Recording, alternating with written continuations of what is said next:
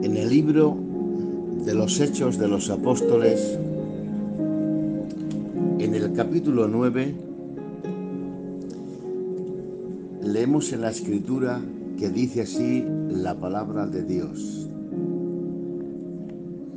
Saulo, respirando aún amenazas y muerte contra los discípulos del Señor, vino al sumo sacerdote y le pidió cartas para las sinagogas de Damasco, a fin de que si hallase algunos hombres o mujeres de este camino, los trajese presos a Jerusalén. Mas yendo por el camino, aconteció que al llegar cerca de Damasco, repentinamente le rodeó un resplandor de luz del cielo, y cayendo en tierra, oyó una voz que le decía: Saulo, Saulo, ¿por qué me persigues? Él dijo: ¿Quién eres, Señor? Y le dijo: Yo soy Jesús, a quien tú persigues. Dura cosa te es dar coces contra el aguijón. Él, temblando y temeroso, dijo: Señor, ¿qué quieres que yo haga? Y el Señor le dijo: Levántate y entra en la ciudad, y se te dirá lo que debes de hacer. Que Dios bendiga en esta mañana su palabra en nuestra mente, en nuestro espíritu, en nuestra vida, que corra la palabra de Dios y que sea glorificada. Tenemos un testimonio en esta escritura que en la vida de este hombre llamado Saulo de Tarso, esto marcó un antes y un después. Saulo de Tarso fue un hombre muy importante en el judaísmo. Cuando nació, sus padres le llamaron Saulo, porque los judíos, los hebreos, al nacer sus hijos, les ponían un nombre adecuado con su carácter y a la vez también con el deseo de los padres de lo que deseaban que su hijo fuera al día mañana. Entonces, Saulo, primeramente, que su significado es grande. Sus padres querían que su hijo fuera grande en el judaísmo, en las leyes de Dios, en la ley de Moisés. Y a la vez, Saulo es en honor al primer rey que tuvo Israel, Saúl, que es el equivalente. Saúl, grande, famoso, prestigioso. Y movidos por ese deseo, le llamaron Saulo, Saulo de Tarso, porque allí es donde había nacido. Más tarde fue llevado a una de las mejores escuelas rabínicas, que seguramente pues costaría un buen dinero, porque era el deseo de sus padres, llevarlo a la mejor escuela, al mejor maestro, al mejor rabí de Israel. Y claro, preguntando, indagando, ellos fueron informados, y que seguramente que ya lo sabían de antemano, lo llevaron a la escuela donde estaba el sabio Gamaliel.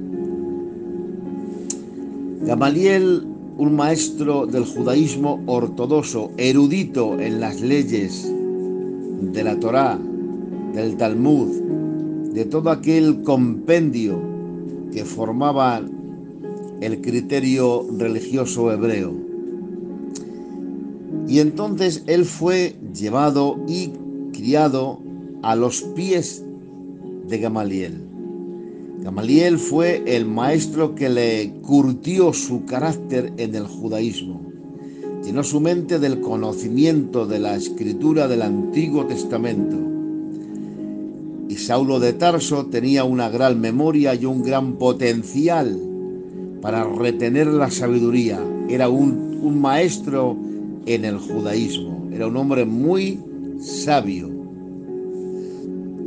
Y entonces hay una descripción que él mismo nos hace de sí mismo cuando escribe la carta a los filipenses, donde nos dice que era y tenía todas estas virtudes y cualidades como judío. En el capítulo 3, por el verso 5, dice: circuncidado al 8º día, del linaje de Israel, de la tribu de Benjamín, hebreo de hebreos, en cuanto a la ley, fariseo, en cuanto a celo, perseguidor de la iglesia, en cuanto a la justicia que es en la ley, irreprensible. Todas estas cualidades las tenía Saulo de Tarso. Era un hombre versado en el judaísmo, convertido al judaísmo desde su más remota infancia. Y una de las cosas que él manifiesta y que hay que tenerla muy en cuenta es cuando dice en el verso 6: en cuanto a celo, perseguidor de la iglesia. Esto sencillamente quiere decir que era celoso de las cosas de Dios, tenía celo, no podía permitir que alguien viniera con otras doctrinas diferentes a las que él conocía en el judaísmo. Y claro, precisamente estaba la iglesia que predicaba el evangelio de gracia, y a él le sonaba en su mente judía tradicional, le sonaba a rechazo, a menosprecio, le sonaba que los cristianos menospreciaban las verdades de Moisés, de Abraham, de Isaac, de Jacob, y especialmente que menospreciaban la divinidad del Dios Todopoderoso cuando les oía decir que había un Cristo que había sido crucificado, pero que la iglesia decía que había resucitado. Y era celoso y se convirtió en perseguidor. Lo hacía por amor a Dios, por amor a las escrituras de Moisés, por amor a sus creencias religiosas judías. Eso le producía un celo y lo convirtió en perseguidor, porque para él eran doctrinas extrañas y profanas, y deseó poner fin a todo esto que para él era un vandalismo teológico. Y entonces, un día, está escrito en la lectura que nos ocupa en esta mañana, fue donde los sumos sacerdotes a pedirles cartas de autoridad, a pedirles el permiso y el respaldo que él necesitaba para esta labor de limpieza. Necesitaba el respaldo de los sumos sacerdotes, y eso le fue concedido, y esas cartas le daban autoridad para ir a las ciudades donde estos creyentes, pero que para él estaban equivocados y extraviados de la verdad, donde ellos se pudieran encontrar y reunir para hacer sus respectivos cultos, para aprisionarlos, encarcelarlos y posiblemente incluso darles muerte, porque para él era poner fin al rechazo que tenían estos hombres y mujeres a la ley de Dios. Y entonces forma un grupo de personas con esas cartas de autoridad de los sumos sacerdotes en la mano y se va a buscarlos porque, pidiendo información, fue informado que se reunían en Damasco, donde allí había un buen núcleo de personas que predicaban de ese tal Jesús, al que él rechazaba porque lo creía un impostor. Y entonces, con furia y con saña, se fue con esa autoridad, engreído en sí mismo y enloquecido por sus razones, se fue a buscarlos para poner fin a toda esta falsa creencia. Pero pasó algo maravilloso. Una vez más el Señor nos sorprende con su gracia. Una vez más el Señor nos demuestra que Él, sus ojos, dice la Escritura, que atalayan sobre las naciones. Es el buen pastor que está siempre despierto, mirando a su rebaño, para que ningún lobo los pueda estropear. Y entonces, cuando va lleno de esa ira y de esa furia contra los cristianos, dice la palabra que tuvo la gran experiencia, que un gran resplandor de luz lo rodeó. Fijaos cómo era esa luz, que era aproximadamente las 12 del mediodía, porque después en su testimonio él lo declara, que era como el mediodía. En Israel, al mediodía, especialmente si es un tiempo de verano, hace mucha calor.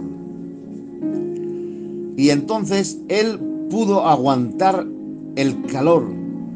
La luz del sol la podía soportar y caminaba hacia Damasco. Pero ante el resplandor de aquella luz de gloria, aquella luz tan potente, tan profunda, con tanta eficacia, dice la palabra que eso no lo pudo soportar y cayó al suelo. Y ya desde el suelo, esa misma luz le ministró un cierto conocimiento a su mente. Ya fue tocado por Dios, porque desde el suelo él hace una exclamación y le pregunta. En el verso 4, y cayendo en tierra oyó una voz que le decía: Saulo, Saulo, ¿por qué me persigues? Y esa luz radiante, acompañada de esa voz profunda, esa voz como un trueno, esa voz penetrante que le caló el alma y el espíritu, claro, le produce una administración que él entiende que es un ser divino. Él entiende que no es una persona mortal, él entiende que no es de este mundo, que es algo más excelente. Y en el verso 5 le dice: ¿quién eres, Señor? Un judío a un hombre no le llamaba Señor, porque la palabra Señor para los judíos es Dios. Lo que pasa que en vez de decirle, ya sabéis que el nombre de él, el nombre de Dios, los judíos no se atrevían a pronunciarlo. Incluso cuando lo escribían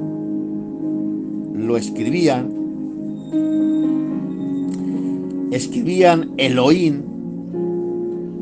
Dice la historia que primeramente limpiaban la pluma antes de escribir el nombre de Elohim,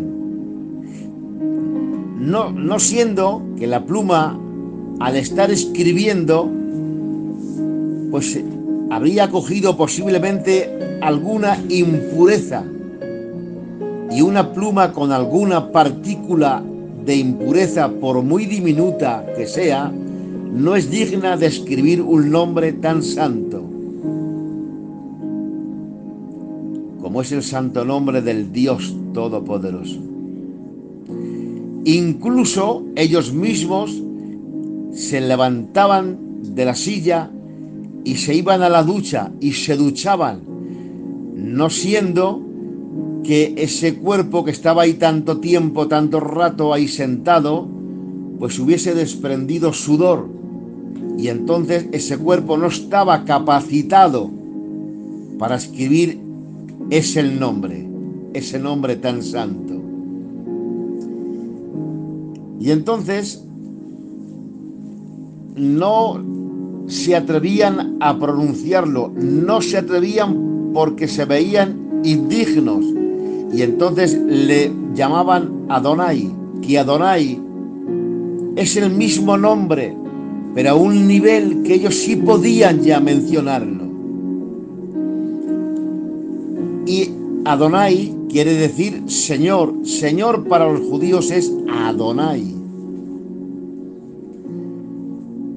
Y cuando Saulo de Tarso ve que hay una divinidad que con un resplandor de gloria lo tira al suelo, y una voz penetrante, cautivadora, le dice por su nombre, o sea que él entiende que esa persona lo conoce, y no solamente conoce su nombre, sino que conoce su pretensión, el motivo de ese viaje.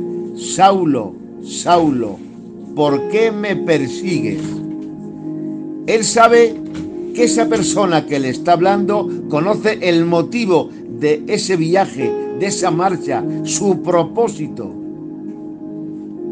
Y claro, le llama Señor, reconociéndolo que es un ser muy especial, reconociéndolo que es un ser divino, que no es de esta tierra. Más tarde, cuando él se convierte en el apóstol Pablo, escribió la carta a los Corintios y les pudo decir: nadie llama a Jesús Señor si no es por el Espíritu Santo.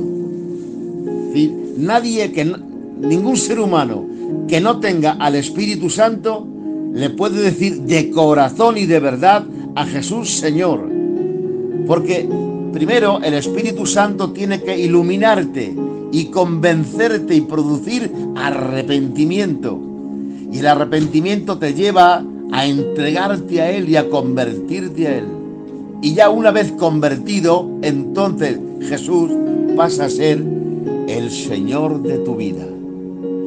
Lo cual supone que esta luz radiante no era la luz solar que pega en Israel, ese tórrico calor que pega a la luz del mediodía, sino era lo que Jesús nos anunció: cuando venga el Espíritu Santo, convencerá al mundo de pecado. Esa luz radiante era el Espíritu Santo que le salió al encuentro, iluminando su conciencia, despertando su entendimiento, lavando sus ojos con colirio para despertar a esa realidad, que ese no es el camino, que ese viaje que había emprendido Saulo de Tarso no era el camino, que no era la verdad, que no era la vida. Y convencido por el Espíritu Santo, a Jesús empieza a llamarle Señor. Saulo de Tarso, como era un hombre versado en el judaísmo, su mente estaba llena de la luz de las escrituras del Antiguo Testamento. Conocía los nombres y la historia de cada patriarca. Conocía muy bien lo que Moisés escribe en su relato de la creación. Era un versado en la escritura, era un erudito en el judaísmo. Y con todo ese compendio eran como una especie de muletas que sostenían en él el criterio de que él conocía a Dios. Estaba orgulloso de creer conocerlo y de creer que él era un celoso de ese Dios que conocía y respetaba sus leyes y que lo amaba. Y creyendo conocerle, iba a Damasco a hacer limpieza en la religión judía. Pero este hecho y este acontecimiento le demostró que a Dios no hay quien le conozca en su totalidad. Este hecho milagroso y esta experiencia que tuvo con él, con el Señor, demostró claramente que a Dios no hay quien le conozca en su esplendor, en su totalidad. Porque la mente humana es una mente muy finita. El coeficiente de los humanos trabaja a un nivel muy bajo. Está todo entenebrecido por el pecado. Y no está a un nivel despierta la mente como para conocer a Dios en su totalidad. Porque Dios no tiene límite. Porque Dios no tiene fronteras. Es más de lo que pensamos que es. Aún en la eternidad, cuando tengamos un cuerpo glorificado, nunca llegaremos a entender la totalidad de Dios. Nunca, porque cada día en la eternidad,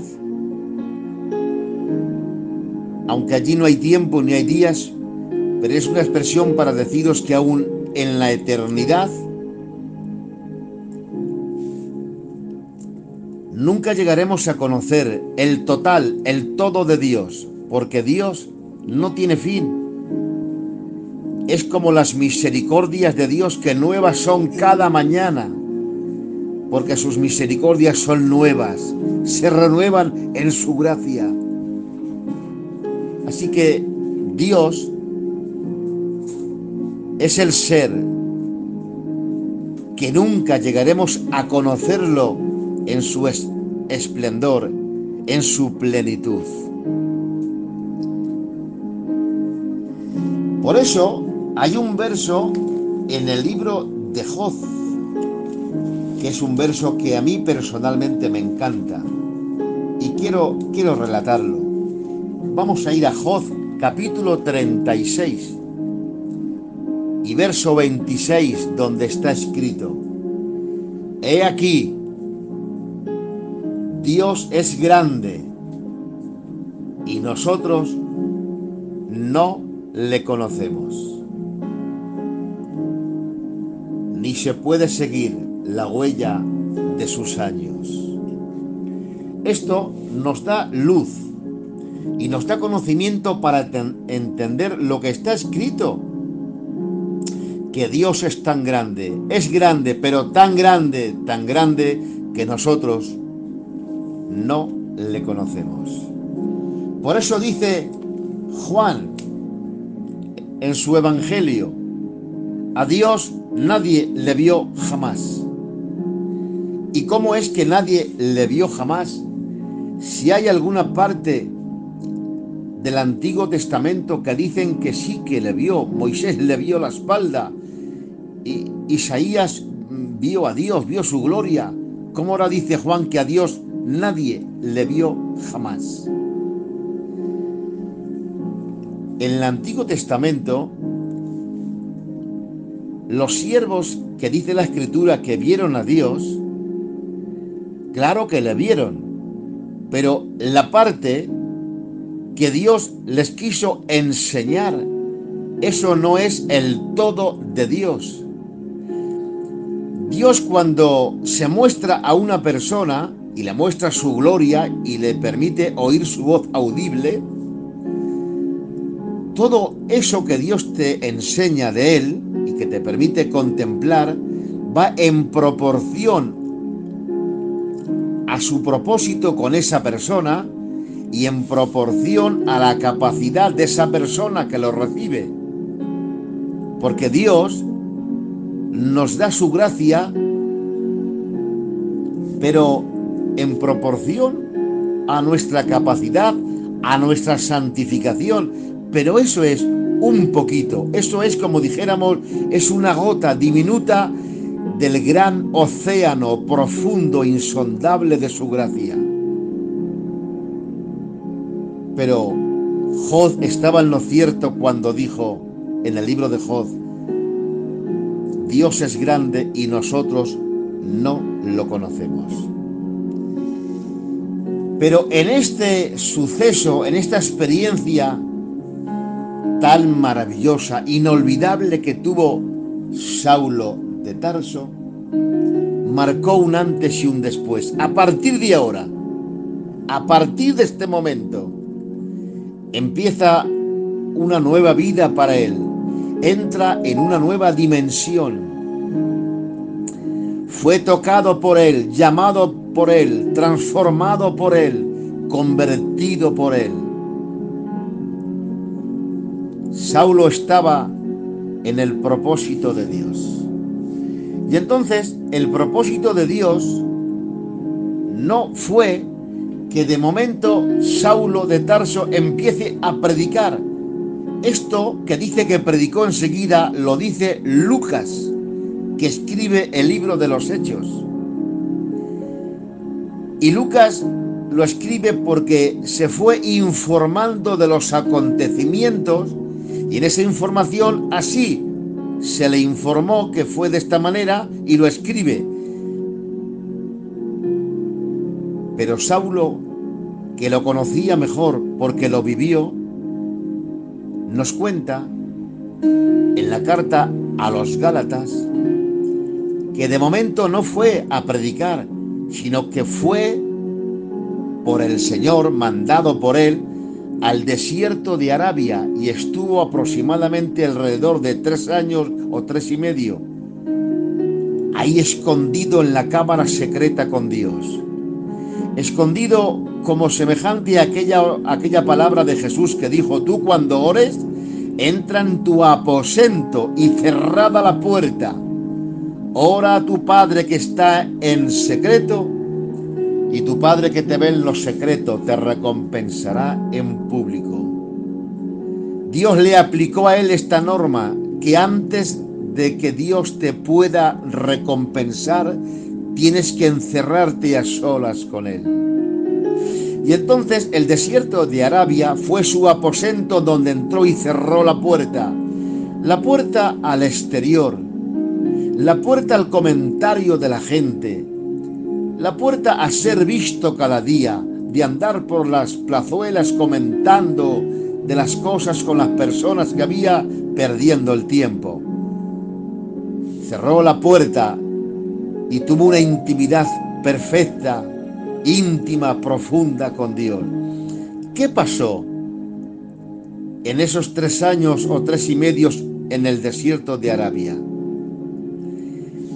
Él estaba lleno del conocimiento del Antiguo Testamento, y claro, en esa escritura habla profundamente y claramente de Jesús. Son textos mesiánicos.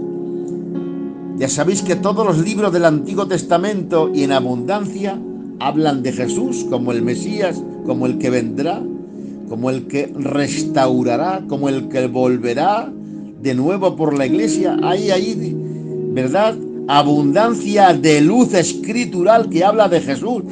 Pero como él lo desconoce, no entiende de quién hablaba. Le pasó como aquel etíope que le dijo a Felipe: ¿de quién habla Isaías? ¿Habla de otro o de sí mismo? ¿De quién habla? No entendía la lectura de Isaías, que hablaba de Jesús. Eso le pasó a a Saulo de Tarso. Leía la escritura, pero no entendía que hablaba de ese Jesús que le apareció en el camino de Damasco. En la mente tenía, por así decirlo, válgame el símil que les voy a poner, tenía como un puzzle lleno de fichas. Pero claro, para que salga la imagen perfecta, tiene que poner cada ficha en su casilla correspondiente. Y en ese tiempo que estuvo ahí encerrado en la intimidad con Dios, el Espíritu Santo le ministró la suficiente luz para que él pueda entender de quién hablaba Isaías 53, por ejemplo, cuando él decía en su capítulo 53, despreciado y desechado entre los hombres, varón de dolores, experimentado en quebranto. Todos nosotros nos descarriamos cada cual por su camino, pero Dios el Padre cargó en él el pecado de todos nosotros. El castigo de nuestra paz fue sobre él y por sus llagas fuimos nosotros curados. Él entendía y veía que se gozaba con la escritura, esta lectura, pero no entendía a qué persona apuntaba ni de qué persona estaba hablando. Pero realmente en el camino a Damasco tuvo un encuentro con esa persona, porque Jesús es el cumplidor de las profecías. Y entonces empezó lentamente en la administración del Espíritu Santo, en esa luz radiante en su mente y en su conciencia, a empezar a encajar las fichas en las casillas correspondientes. Y claro, cuando el puzzle fue terminado, pudo contemplar la belleza de la imagen de Cristo en las Escrituras. Esa belleza tan enorme, tan profunda, que dice la palabra de Dios que es el señalado entre 10.000. Él es diferente a todos los profetas, a todos los patriarcas. El libro de Hebreos lo describe como que todos los patriarcas, profetas, sacerdotes pasaron porque era el ministerio que van de paso, pero que Jesucristo sigue siendo el mismo, ayer, hoy y por los siglos. Así que lo abrazó, se entregó y se convirtió, y tanto le amó, y tanto le sirvió, y tanto le adoró, que más tarde pudo decir: ya no vivo yo, ahora vive Cristo en mí. Ya hasta Dios le cambió el nombre, dejó de llamarse Saulo, porque Saulo quiere decir grande, y él se llamó el primero de los pecadores, se veía pequeño, y Pablo es lo contrario a Saulo. Pablo quiere decir pequeño. El que conoce a Dios se ve pequeño, el que conoce a Dios se ve diminuto. El que conoce a Dios pisa su orgullo, porque es cristocéntrico. Su ego lo pisa para poner a Cristo en el centro. Ya no vivo yo, mas vive Cristo en mí. Y conociendo ahora la gracia, conociendo la gracia del Dios que lo llamó, pudo escribir su carta a su hijo Timoteo diciendo: Timoteo, ahora sí conozco. Ahora conozco a Dios, y después de conocerle, porque me ha llamado y me ha transformado, ahora te escribo diciendo: indiscutiblemente grande es el misterio de la piedad. Dios fue manifestado en carne.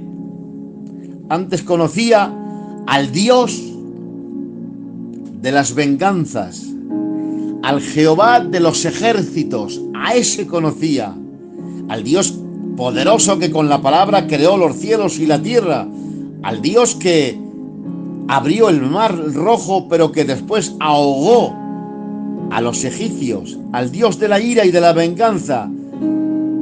Él conocía al Dios del monte Sinaí. Pero en el camino a Damasco conoció la majestad del Dios del monte del Calvario, al Dios del Gólgota, a ese ser tan majestuoso que siendo Dios se hizo hombre, siendo rico se hizo pobre, para que en su pobreza nosotros seamos enriquecidos. Así que, querida audiencia, lo mejor que podemos hacer en esta vida es conocer a Dios. Jesús nos habló de la vida eterna y nos enseñó qué es la vida eterna. Y la vida eterna, según la luz que Jesús nos ha transmitido en la Escritura, no es vivir la eternidad, porque en el lago de fuego también viven la eternidad, viven eternamente, pero perdidos lejos de Dios. Jesús dijo en el Evangelio de Juan capítulo 17 y verso 3, esta es la vida eterna, que te conozcan a ti, Padre mío, que te conozcan a ti, al único Dios verdadero, y a Jesucristo a quien has enviado. Por tanto, el conocer a Dios, el conocer a Cristo de manera personal y genuina y verdadera, es ya entrar en la vida eterna. No hace falta ir a la eternidad, a la casa del Padre. Hoy, en esta tierra, el conocer a Dios es entrar y conocer la vida eterna. Por eso dijo el profeta Jeremías, no se alabe el sabio en su sabiduría, ni tampoco se alabe el rico en su riqueza, ni el valiente en su valentía, mas alábese en esto el que se hubiere de alabar, en conocerme y entenderme, que yo soy el Señor grande, el Señor Dios Todopoderoso. Así que el conocer a Dios es conocer la vida. Conocer a Dios es conocer la verdad. Conocer a Jesucristo es conocer la paz. La paz de Dios que excede a todo conocimiento. Conocer a Jesucristo es conocer el perdón, la redención. Conocer a Jesucristo es ser transformado por la verdad, cautivado por su amor. Y Dios nos llama a una comunión tan profunda para que podamos decir todos y todas que le seguimos y le amamos, que un día podamos decir como nuestro hermano el apóstol Pablo, ya no vivo yo, mas vive Cristo en mí. Amén a la palabra de Dios.